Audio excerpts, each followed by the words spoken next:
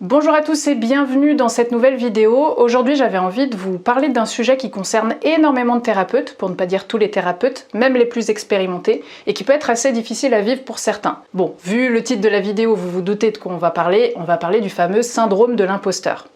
Dans cette vidéo, je vais m'adresser surtout aux thérapeutes, mais tout ce que je vais dire là, ça s'appliquera aussi à tout le monde, peu importe votre profession. Et je vais essayer de vous expliquer un peu ce que c'est, d'où il vient ce syndrome, pourquoi il est aussi fréquent et prédominant, et comment faire pour apprendre à vivre avec ce sentiment sans qu'il dirige votre pratique. On va commencer déjà par une petite définition. Assez simplement, le syndrome de l'imposteur, c'est un sentiment persistant de ne pas mériter sa réussite, malgré les preuves du contraire. C'est lorsqu'on se sent pas à notre place, lorsqu'on doute de nous et de nos capacités professionnelles, qu'on a la sensation d'être nul et qu'on se demande pour qui on se prend et ce qu'on fout là. On peut aussi avoir l'impression de mentir à nos collègues ou à nos clients et de leur faire croire qu'on est capable de faire correctement notre travail alors qu'on se sent pas du tout apte et légitime à le faire. On peut se sentir aussi complètement en décalage avec les autres thérapeutes, avec même une forte tendance à se comparer, ce qui nous pousse à nous dévaloriser. D'ailleurs, on a bien souvent du mal à s'auto-évaluer, on est très dur envers nous-mêmes. Et dans la définition que j'ai donnée, il y a un point important à soulever, c'est cette idée qu'on ne mérite pas notre réussite. C'est-à-dire même lorsqu'on réussit à bien faire notre travail, donc pour les thérapeutes, c'est-à-dire de réussir à aider leurs clients à se libérer de leurs problématiques, on a la sensation que cette réussite n'est pas due à nous, mais à d'autres facteurs extérieurs. Ça peut être la chance, les clients eux-mêmes ou d'autres personnes, ou encore des circonstances bien particulières. Mais on n'imagine pas que ça puisse être grâce à nous et nos compétences. Parfois, ça peut même nous pousser à l'auto-sabotage, on va faire en sorte de s'aborder nos chances de réussite dans le but de rester cohérent avec cette idée qu'on ne mérite pas de réussir. Tout ça, ça génère un gros stress, il peut y avoir notamment la peur d'être démasqué, d'être vu pour ce qu'on pense être réellement, à savoir un imposteur, qui plane constamment au-dessus de notre tête. On retrouve aussi la peur de l'échec qui est très intense puisqu'on n'a pas envie d'être démasqué, donc on se met une pression énorme pour ne pas faire d'erreurs et on est très exigeant envers nous-mêmes. Et dans le métier de thérapeute, il y a surtout la peur de mal faire, de faire plus de dégâts qu'autre chose avec nos clients. Tout ça, ça pousse au perfectionnisme, on se met la barre très haute avec des attentes pour la plupart irréalisables, comme essayer d'aider les personnes à se libérer de leurs problèmes en une seule séance, et du coup on culpabilise quand la personne revient nous voir en consultation, puisqu'on se dit que si elle revient, c'est qu'on n'a pas été assez bon. Et dans certains cas, tout ça, ça peut déboucher sur une dépression ou un burn-out. Pour la petite histoire, le terme de syndrome de l'imposteur, il est inventé par les psychologues cliniciennes Pauline Rose Clance et Suzanne Himes en 1978. Elles ont fait une étude sur 150 femmes qui étaient reconnues pour être douées dans leur travail ou qui avaient obtenu des diplômes, et elles se sont aperçues que la plupart d'entre elles, elles pensaient devoir leur succès à la chance et que les autres surestimaient simplement leur intelligence et leurs capacités, et elles minimisaient leurs accomplissements. Mais les psychologues, elles ont aussi réalisé que ça concernait pas uniquement les femmes, mais un peu tout le monde. A priori, selon leurs analyses, entre 60 et 70% des personnes douteraient à un moment ou un autre de leur carrière de la réalité ou de la légitimité de leur succès. Donc c'est assez énorme et c'est difficile d'y échapper. D'ailleurs, les deux psychologues ont regretté par la suite d'avoir utilisé le mot syndrome parce que ça sous-entend que c'est une pathologie, une maladie, un trouble mental qu'il faudrait soigner, alors que c'est quelque chose qui concerne tout le monde, ou en tout cas beaucoup de personnes, et donc c'est quelque chose qui est normal. Elles préfèrent plutôt parler d'une expérience que la plupart d'entre nous avons vécue ou allons vivre. Si on va plus loin dans les explications, ce qui se passe lorsqu'on a ce ressenti de ne pas être légitime, d'être un imposteur, c'est qu'on va naturellement essayer de mettre en place certaines stratégies pour essayer de contrecarrer tout ça. Malheureusement, ça va plutôt venir empirer le problème puisque ça va venir créer des cercles vicieux. La première stratégie, c'est souvent la surcompensation. Comme on se sent nul et qu'on peut avoir cette peur d'échouer ou d'être démasqué, on va compenser en travaillant comme des forcenés.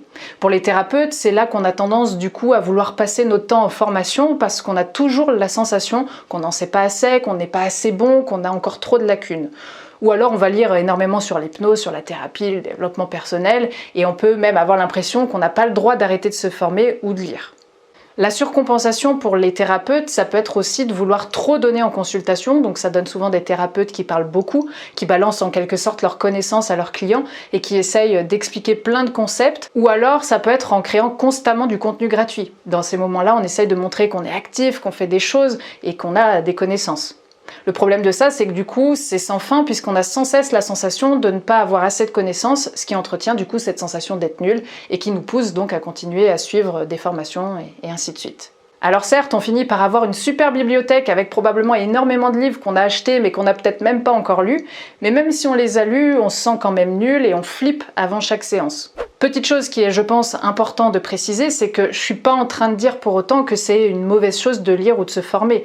Ce qui importe, c'est les motivations derrière ça. Si on le fait pour compenser, ça risque de devenir problématique à un moment donné, puisque dans ces cas-là, c'est un mécanisme de défense qu'on a mis en place. Alors que si on le fait juste parce qu'on aime apprendre, par exemple, c'est pas la même chose. Là, on est sur quelque chose qui est beaucoup plus sain, donc tout dépend de pourquoi on fait ce qu'on fait.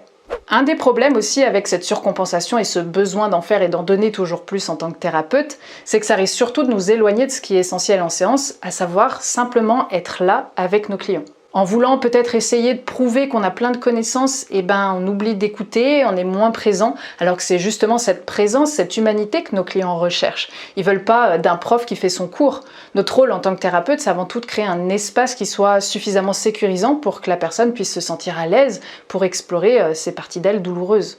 Et je pense que cette surcompensation, elle vient un peu gâcher tout ça. En fait, la surcompensation, c'est souvent une manière de ne pas ressentir l'inconfort. Un inconfort qui est très humain, très banal, mais qui est difficile à accueillir, à savoir l'inconfort de ne pas savoir, de ne pas maîtriser et de douter de soi. Et plutôt que de rester avec ces sensations désagréables, ce flou, on va essayer de faire plein de choses et d'être dans de l'action frénétique. Ça donne l'impression d'avancer, mais en réalité, c'est parfois juste une manière de fuir cet inconfort qui est bien déguisé.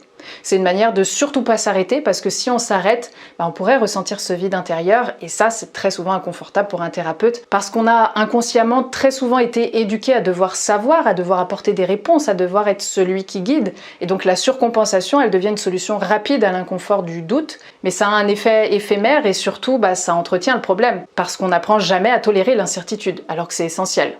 Donc ça c'est vraiment la première stratégie. Dans ce que j'ai pu voir, c'est celle qui a l'air d'être quand même la plus présente. La deuxième stratégie, c'est presque l'inverse. C'est au contraire la tendance à procrastiner. Quand on se sent illégitime, qu'on doute de ses compétences et qu'on a peur d'échouer, on peut avoir tendance du coup à ne rien faire du tout. On évite, on repousse, on attend d'être prêt, on attend de se sentir légitime et du coup, on passe pas à l'action. C'est une stratégie d'évitement classique et là encore elle peut prendre plusieurs formes. Par exemple, on va repousser la création d'un site internet, la rédaction d'un post ou même le fait de parler de son activité autour de soi. Parce qu'on a cette petite voix qui dit t'es qui toi pour donner des conseils, t'as pas assez d'expérience ou tu vas passer pour un charlatan. Ou alors on essaie de justifier notre inaction en se disant qu'on n'y connaît rien en site internet ou en réseaux sociaux. Ça donne des thérapeutes qui restent dans l'ombre et qui peinent bien souvent à vivre de leur activité. Et plus on reste dans l'ombre, plus on entretient l'idée qu'on n'est pas légitime. Et évidemment, on tombe encore dans un cercle vicieux. On a l'impression d'être un imposteur, donc on passe pas à l'action, et comme on n'agit pas, on récolte pas de preuves qu'on est capable, et donc ça renforce l'idée qu'on n'est pas à la hauteur. Mais ce qu'on oublie souvent, c'est que c'est en passant à l'action qu'on gagne en confiance, en osant faire des choses qu'on devient légitime, et pas l'inverse. Mais ce qu'il faut préciser, c'est que la procrastination dans ce contexte, c'est là aussi un mécanisme de défense. Parce que tant qu'on n'agit pas, on évite le risque d'échouer. Mais on évite aussi la possibilité de réussir. Donc c'est là où ça prend la forme d'auto-sabotage. On sait ce qu'il faudrait faire, mais on passe pas à l'action parce qu'on a peur. Et généralement, c'est là qu'il y a la culpabilité qui s'ajoute à ça, comme une manière de s'auto-flageller, de se punir de pas être assez bien. Mais le syndrome d'imposteur, il peut prendre aussi d'autres formes. Par exemple, on va faire non pas ce qu'on veut, mais ce qu'on pense que les autres attendent de nous. On va essayer de rentrer dans une case, celle du bon thérapeute, du thérapeute sérieux, bienveillant, neutre, qui est sûr de lui, mais humble quand même. Bref, un idéal qui est bien souvent impossible à atteindre. Et du coup, on s'autorise pas à dire ce qu'on pense vraiment, on va édulcorer nos propos, se censurer, et jamais vraiment exprimer nos idées. En fait, on porte un masque, et le plus fou, c'est que souvent, on se rend même pas compte qu'on a mis ce masque. On a même parfois fusionné complètement avec ce masque-là. Et ce masque, on l'a mis pour se protéger, pour se sentir à la hauteur, pour s'intégrer, pour ne pas risquer de décevoir ou de passer justement pour un imposteur. Mais à force de porter ce masque, on finit par s'éloigner de nous-mêmes. Et ça peut vraiment se ressentir dans les consultations. Par exemple, on n'ose pas poser certaines questions de peur d'être trop intrusif. On va faire de l'hypnose parce qu'on pense que c'est ce que la personne veut, alors qu'on voudrait peut-être d'abord prendre le temps de vraiment échanger. Ou alors, on n'ose pas faire telle technique parce qu'on a peur que le client la trouve bizarre, alors que nous, on la trouve très pertinente. On évite de parler de nos ressentis durant la séance, alors que ça pourrait vraiment nourrir la relation.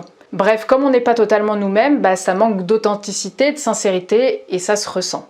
En fait, il manque de nous dans cette relation. C'est ça pourtant qui fait notre style, notre personnalité, et qui nous rend unique. Et surtout, ça crée une petite incohérence en tant que thérapeute, parce qu'on ne peut pas demander à nos clients d'oser être eux-mêmes si nous-mêmes on le fait pas. Je pense que c'est important de montrer l'exemple et de montrer que nous aussi on est humains et on est tous dans le même bateau. Une autre forme que le syndrome d'imposteur peut prendre, c'est le fait d'être modeste. Cette modestie, elle incite à minimiser tout ce qu'on fait. Par exemple, lorsque quelqu'un nous remercie ou nous félicite pour une consultation qu'on aurait faite et qu'on répond « Oh, j'ai pas fait grand-chose, c'est surtout toi qui as fait tout le boulot », c'est une manière de s'effacer. Et ça montre juste qu'on n'arrive pas à reconnaître notre propre valeur. On se dit qu'on veut pas prendre trop de place, qu'on veut pas avoir l'air prétentieux. C'est une manière de pas être vu, mais du coup, c'est là encore un mécanisme de défense. C'est une façon pour nous de nous protéger des critiques, d'éviter les conflits. Et là encore, c'est un cercle vicieux.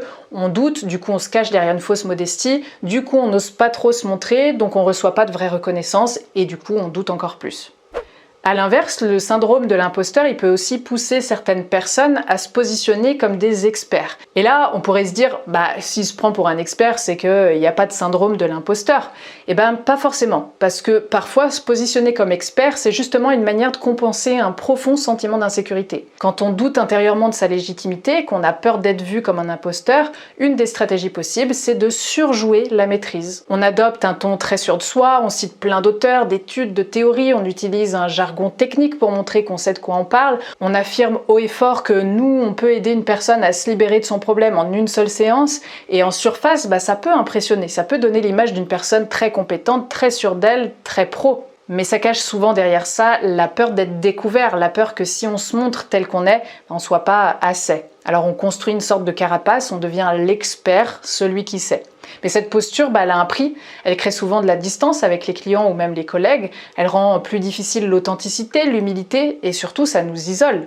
Le danger, c'est qu'à force de jouer le rôle de l'expert, on finit par s'enfermer dedans et on se donne plus le droit d'être humain, d'apprendre, de douter, de faire des erreurs. Et paradoxalement, on nourrit encore plus cette sensation d'être un imposteur parce qu'on sait au fond qu'on joue un rôle. Donc voilà pour les stratégies et les différentes formes que peut prendre le syndrome de l'imposteur. Maintenant, il y a une question qui me paraît essentielle à se poser, à savoir pourquoi est-ce que c'est aussi fréquent et présent chez les thérapeutes ce syndrome-là ?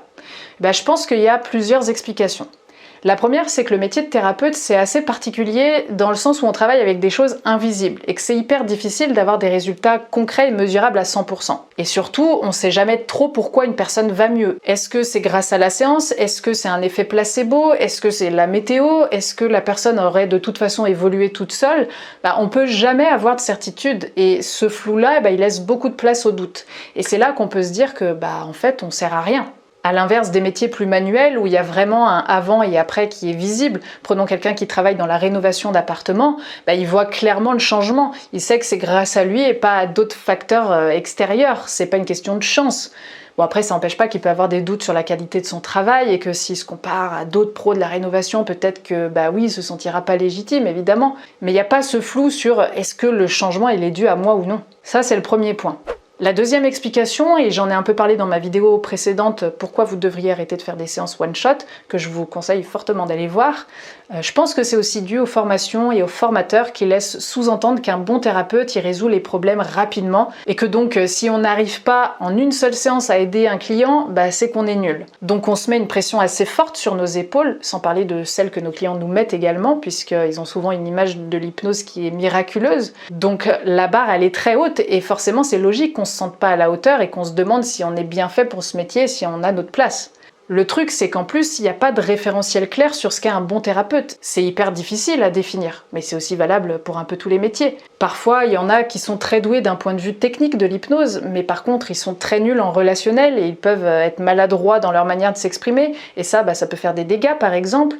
Et à l'inverse, il y en a qui sont peut-être moins bons d'un point de vue technique, mais qui arrivent à développer assez rapidement une bonne relation thérapeutique, à créer un espace sécurisant pour la personne, et ça, parfois, ça peut être suffisant. Bref, du coup, c'est quoi un bon thérapeute? A priori, c'est un peu un mélange de tout ça, et puis il y aurait probablement d'autres choses aussi. Mais je pense qu'on sait aussi tous qu'en tant que thérapeute, on ne sera pas forcément le bon thérapeute pour tout le monde. Personnellement, je sais pertinemment que ma façon de travailler ne convient pas et ne conviendra pas à tout le monde. Et j'ai appris à être OK avec ça. Mais du coup, est-ce que ça veut dire pour autant que je suis une mauvaise thérapeute? C'est difficile à dire. En fait, c'est aussi en grande partie les clients qui peuvent répondre à cette question. Donc tout ça aussi, je pense que ça joue beaucoup et que c'est ce qui fait qu'on en arrive à développer ce sentiment d'imposteur. Un autre point important à aborder, c'est qu'on reçoit des gens en souffrance, des gens qui nous confient leur histoire, leurs peurs, leurs blessures et qui ont parfois vécu des choses très difficiles, très dures. Et forcément, parfois on se dit « mais je suis qui moi pour accompagner ça? Est-ce que je suis vraiment à la hauteur de ce que il ou elle traverse ?» C'est une grosse responsabilité qu'on a sur nos épaules et elle n'est pas toujours simple à porter. C'est pour ça que ça génère beaucoup de doutes, mais ce doute-là, il est sain aussi. Il montre qu'on prend les choses au sérieux et qu'on a envie de bien faire. Je préfère de loin quelqu'un qui se pose toutes ces questions que quelqu'un qui affirme à 100% pouvoir aider une personne. Ça, par exemple, chez moi, ça crée beaucoup plus de méfiance. Et puis, il y a un autre facteur qu'on peut pas ignorer, c'est que la majorité des praticiens en hypnose, ils font ce métier suite à une reconversion. Ils sortent pas d'un cursus universitaire en psychologie, ils sont pas psychologues, cliniciens, ni psychiatres. Ils viennent d'ailleurs d'un tout autre monde professionnel, pour la plupart, qui n'a absolument rien à voir avec le milieu de la thérapie. Et ça peut être à la fois une richesse, une vraie force, mais c'est aussi un terrain fertile pour le syndrome de l'imposteur. Parce que quand on arrive dans cet univers de la thérapie avec un passé professionnel qui n'a rien à voir, on peut avoir l'impression d'être un intrus. Certains viennent du commerce, de l'enseignement, de l'ingénierie, voire d'autres métiers très techniques ou artistiques. Et même si ces expériences de vie, elles ont de la valeur, et c'est souvent le cas d'ailleurs, on peut quand même avoir cette petite voix qui dit « mais moi, j'ai pas fait 5 ans d'études de psycho ». Et donc ça crée naturellement un doute sur nos compétences. Et une formation en hypnose, en moyenne, ça dure 30 jours. Et une fois qu'on a la certification en main, on est lancé, on est jeté dans le grand bain. Mais au fond de nous, il peut y avoir cette question, est-ce que c'est vraiment suffisant pour accompagner des êtres humains dans leur souffrance? Alors bien souvent, ce qui se passe, comme je l'ai dit plus tôt, c'est qu'on compense. On va accumuler par exemple les formations pour essayer de combler ce qu'on pense être un manque. On peut avoir peur de sortir du cadre, peur de mal faire, peur de ne pas être crédible face à des psys diplômés ou même à des clients qui sont cultivés. Mais attention, je suis pas en train de dire que si vous êtes devenu praticien en hypnose suite à une reconversion, que vous êtes incompétent. Pour moi, ça veut pas dire grand-chose. J'ai vu des psychologues faire bien plus de dégâts que des praticiens en hypnose qui n'ont pas de diplôme. Et justement, c'est des personnes qui vont du coup beaucoup travailler, beaucoup se cultiver pour essayer, on va dire, de rattraper le retard, et qui n'ont pas forcément moins de connaissances qu'un psy. Et puis personnellement, je pense qu'au-delà des connaissances, ce qui est important, c'est vraiment la qualité de présence, d'écoute et la capacité à rencontrer l'autre là où il est. Et ça s'enseigne pas toujours à la fac. Et je le redis, mais je pense en plus que notre vie d'avant peut être aussi un véritable atout dans le métier de thérapeute. Parce que quel que soit le métier que vous faisiez avant, vous avez développé des compétences, et ces compétences, elles peuvent sans aucun doute vous servir avec l'hypnose. Et si on va encore plus loin, ce qui vous rend légitime, c'est pas seulement ce que vous avez appris en formation ou non, c'est votre histoire de vie, votre parcours, votre vécu, vos blessures, vos difficultés, tout ce que vous avez affronté, digéré, compris, transformé. Prenons un exemple tout simple, admettons que vous soyez libéré d'une addiction, peu importe laquelle, tabac, sucre, alcool, écran, travail ou autre. Et non seulement vous pouvez comprendre le mécanisme en théorie, mais vous l'avez vous vécu de l'intérieur. Donc vous savez ce que c'est de se réveiller avec l'envie, de dire c'est la dernière fois et puis de replonger, de se sentir honteux, de se dire qu'on n'y arrivera jamais, de vivre l'ambivalence, le tiraillement, la peur du vide une fois l'addiction partie. Et parce que vous êtes passé par là, vous avez un niveau de compréhension que même certaines personnes ultra diplômées, elles n'ont pas. Et c'est pas que pour les addictions, c'est valable pour toutes sortes de choses, les troubles anxieux, la dépression, le burn-out, la perte de sens, les relations toxiques, le sentiment du vide, ou même le fait de ne pas se sentir à sa place dans ce monde. Votre vécu, c'est pas un obstacle, c'est une ressource, c'est une force. Et il s'agit pas de raconter votre vie en séance, c'est pas ça le but, mais ça vous permet d'avoir un regard plus nuancé, une posture plus humble, et votre accompagnement, il sera d'autant plus humain. Et ça se sent. Je pense que les clients, ils cherchent des gens qui les comprennent, qui font preuve d'empathie, qui vont pas les juger parce qu'ils ont eux-mêmes connu la galère. Et parfois, c'est précisément pour ça qu'ils vous choisissent vous. Et là où vous voyez un manque de légitimité, certains clients, eux, ils voient en vous la personne qui peut vraiment les comprendre. Et ça, c'est pas rien. Et un peu en lien avec ça, une autre explication sur pourquoi le syndrome est aussi présent chez les thérapeutes, c'est parce que justement beaucoup de thérapeutes ont eux-mêmes un parcours de vie sensible. On ne devient pas thérapeute par hasard, souvent c'est parce qu'on a été touché, on a souffert, on a traversé des périodes sombres, des remises en question profondes, des blessures émotionnelles qui peuvent parfois être très anciennes. Mais si on n'a pas pris suffisamment le temps de travailler sur ces blessures-là, si certaines blessures sont encore ouvertes ou juste mises de côté, on peut facilement tomber dans une posture où on cherche notre valeur dans le regard des autres. On veut des clients satisfaits, pas juste parce qu'on veut qu'ils aillent mieux, mais parce que ça nous rassure sur le fait qu'on est une bonne personne, un bon thérapeute, une personne valable. On veut des retours positifs parce que ça vient colmater un doute qu'on n'a pas encore vraiment osé regarder en face. Et on enchaîne les formations, pas seulement pour apprendre, mais pour se sentir un peu plus à la hauteur, un peu plus suffisant. Ça, c'est forcément un paramètre aussi qu'il est important de prendre en compte. Voilà, donc ça c'était les explications sur pourquoi on développe ce syndrome. Probablement qu'il y en aurait d'autres, mais maintenant je vais quand même prendre quelques instants pour expliquer ce que vous pouvez faire pour vous libérer de tout ça. Déjà, ce qu'il faut savoir, et c'est important de le préciser, c'est que je pense que ce sentiment de ne pas être à la hauteur, il sera toujours plus ou moins présent.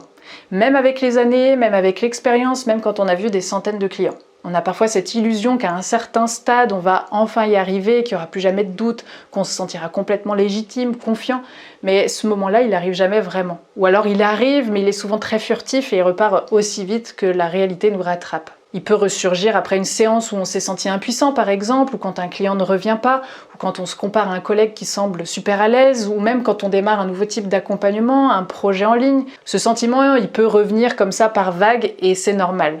Mais c'est pas forcément une mauvaise chose. Au contraire, ce doute-là, s'il est bien accueilli, il peut devenir un moteur. Ça nous pousse à continuer à apprendre, à se remettre en question, à progresser, à faire preuve d'humilité. C'est souvent parce qu'on a un minimum de doute qu'on continue à se former, à lire, à explorer, à écouter vraiment nos clients.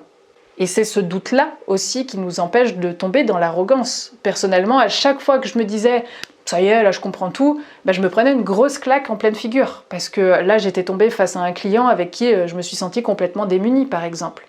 En fait, plus j'avance et moins j'ai l'impression de savoir de choses. Parce que à chaque fois que je commence à avoir une certitude sur quelque chose, je vais faire une séance qui va me prouver totalement le contraire. Donc c'est parfois hyper frustrant, mais c'est aussi ça qui fait qu'avec le temps, j'ai appris à nuancer mes propos, à avoir une vision plus large sur certaines choses. Et j'adore ça, personnellement. J'aime la remise en question et découvrir de nouvelles façons de voir les choses. Donc ouais, ce sentiment de ne pas être à la hauteur, ça nous pousse à rester ouverts, curieux, présents, et ça nous permet d'évoluer. Alors évidemment, trop de doutes, ça bloque, ça fait procrastiner, ça épuise, ça empêche d'avancer, mais un peu de doute, c'est totalement ça. C'est le signe qu'on prend notre travail à cœur et qu'on ne fait pas les choses à la légère. Donc non, le but c'est pas de se débarrasser du syndrome de l'imposteur, de toute façon je pense pas que ce soit possible, mais par contre le but c'est d'apprendre à avancer avec lui, à ne plus le laisser nous contrôler, à prendre le dessus et juste à le reconnaître quand il est là. Alors la première chose, ça va être déjà d'apprendre à être plus à l'aise avec l'inconfort. L'inconfort de pas tout savoir, de pas tout maîtriser. Et c'est pas simple parce qu'on a souvent été conditionné à croire que le savoir est égal à notre valeur. Qu'en gros, plus on sait de choses, plus on est crédible, plus on est légitime. Et du coup, ne pas savoir, ça peut vite être perçu comme un échec, comme une faute professionnelle, comme une preuve qu'on n'est pas à la hauteur. Mais en réalité, être thérapeute, c'est accepter d'évoluer dans l'incertitude. C'est accepter de pas toujours avoir la réponse, de pas savoir exactement ce qui va marcher pour ce client-là, ici et maintenant. De pas savoir si le client il va revenir ou non. Parce qu'en travaillant avec l'humain, on travaille forcément avec l'imprévisible. Et plus tôt on accepte ça, plus tôt on se libère d'un poids énorme. Et paradoxalement, plus on apprend à rester en contact avec cet inconfort de pas savoir, de pas tout maîtriser, plus on devient solide. Pas parce qu'on sait tout, mais parce qu'on n'a plus peur de ne pas savoir. Et là, on sort enfin du cercle vicieux de la surcompensation. On se sent plus en danger face au doute. On peut accueillir un « je sais pas » sans paniquer, sans compenser, et on n'a plus besoin de courir après la légitimité. On peut simplement être là, présent, imparfait, humain, et c'est suffisant. La deuxième chose, si vous êtes dans la surcompensation, ce serait probablement d'arrêter de se former, ou tout du moins de faire une pause pendant quelques temps. Parce que à force d'enchaîner les formations, on accumule des outils sans vraiment les intégrer, on se surcharge d'informations et ça vient généralement complexifier un peu tout, et au lieu d'être plus compétent, on devient juste plus confus. C'est pour ça que je pense qu'à un moment donné, ce qui importe, c'est plutôt d'épurer notre pratique, de faire du tri pour choisir quelques outils, quelques approches avec lesquelles on se sent à l'aise et de les utiliser en profondeur pour vraiment pouvoir définir aussi ce qui nous convient. Mais l'idée, c'est pas juste de les tester pendant 2 semaines, mais vraiment sur plusieurs mois, pour pouvoir vraiment les explorer, les ajuster à notre manière. Et c'est ça qui fait qu'on va pouvoir petit à petit trouver notre style et faire les choses à notre sauce. Et surtout de pouvoir nous dégager de la technique pour nous concentrer sur notre qualité de présence. Et pour que tout ça devienne un peu plus fluide, il faut du temps. Il faut laisser infuser tout ça. Donc ouais, moi j'aurais tendance à dire qu'il vaut mieux ralentir dans ces cas-là et vraiment simplifier le plus possible votre pratique. Et ensuite, vous pourrez l'enrichir progressivement.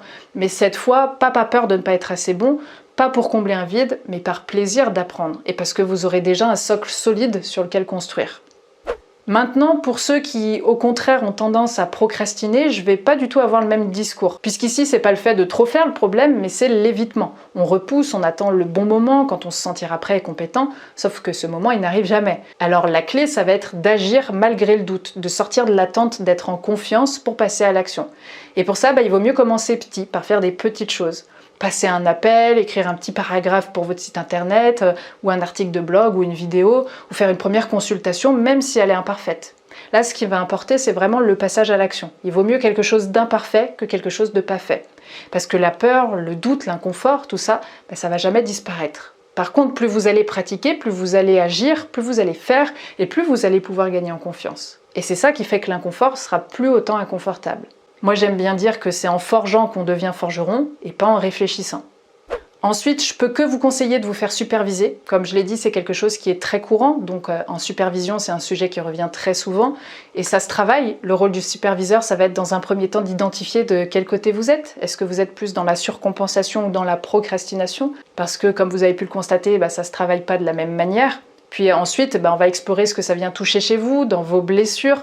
Donc il peut y avoir évidemment un travail à faire sur soi pour mieux comprendre ce qui se joue et apprendre à ne plus chercher votre valeur dans les yeux des autres et retrouver une stabilité intérieure. Bref, il y a des solutions et la supervision, elle est vraiment indiquée dans ces cas-là. Elle pourra clairement aussi vous faire vous sentir moins seul, surtout si c'est une supervision de groupe, mais aussi vous aider à relativiser un peu tout ça.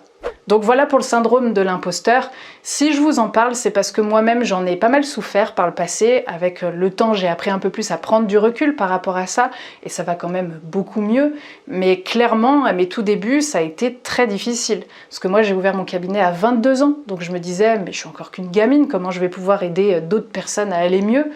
Malgré le fait que j'avais pourtant fait des études de psycho, et je suis quand même allée jusqu'en Master 1. Moi, j'ai très clairement été du côté de la surcompensation, j'ai enchaîné pas mal de formations, je créais beaucoup de vidéos, je voulais donner plein de techniques, plein d'outils à mes clients dès la première consultation, puis après j'ai écrit des livres. Bref, j'avais toujours l'impression de ne pas faire assez et de ne pas être assez. Jusqu'au moment où j'ai commencé à me poser, à arrêter de me former constamment et à accepter mon jeune âge et même essayer d'en faire une force. Je me suis aussi énormément servi de mon parcours de vie puisque j'ai pendant longtemps souffert d'une grosse phobie sociale et après un gros travail sur moi, j'ai pu me libérer de tout ça, donc c'est pour ça que j'ai commencé à vouloir écrire des livres pour partager mon expérience. Et aujourd'hui, je continue de créer, que ce soit avec mes vidéos ou là je viens de finir de créer ma formation en ligne sur l'ACT, la thérapie d'acceptation et d'engagement, mais c'est plus pour les mêmes raisons. C'est plus parce que j'ai peur de pas faire ou de pas être assez. C'est parce que j'aime vraiment ça, c'est vraiment une passion pour moi d'apprendre, de créer, de partager. Et j'ai retrouvé un rapport beaucoup plus sain avec tout ça. Et pendant mes consultations, ça va mieux aussi, même si très clairement ça m'arrive encore d'être en proie au doute, d'être déstabilisée, de pas tout savoir, de faire des séances vraiment nulles, mais c'est plus quelque chose qui me fait souffrir comme avant. Ça pique, mais ça pique moins longtemps. Et ça me montre ce sur quoi j'ai vraiment besoin de m'améliorer.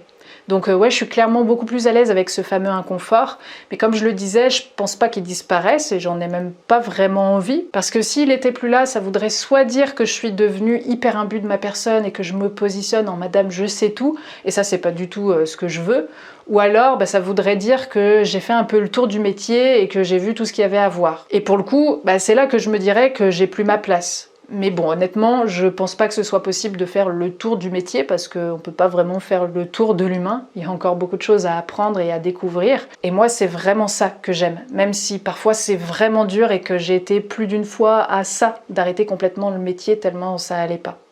Bref, j'ai dit beaucoup de choses, c'est encore une grosse vidéo, merci déjà de l'avoir regardée jusqu'au bout. Si vous voulez en savoir plus sur mon travail, sur les formations que je propose, vous trouverez toutes les informations en description. Pour information, les inscriptions pour ma formation sur la thérapie d'acceptation et d'engagement, elles sont encore ouvertes, donc c'est encore le moment de profiter d'un tarif avantageux parce que le prix va augmenter à chaque nouveau lancement. Bref, je vous laisse regarder en description. Et si vous avez aimé cette vidéo, n'hésitez pas à la liker, à la commenter, à la partager autour de vous si vous pensez qu'elle peut aider d'autres thérapeutes. Et puis à vous abonner à la chaîne pour ne pas louper les prochaines vidéos. Et sur ce, je vous dis à très vite.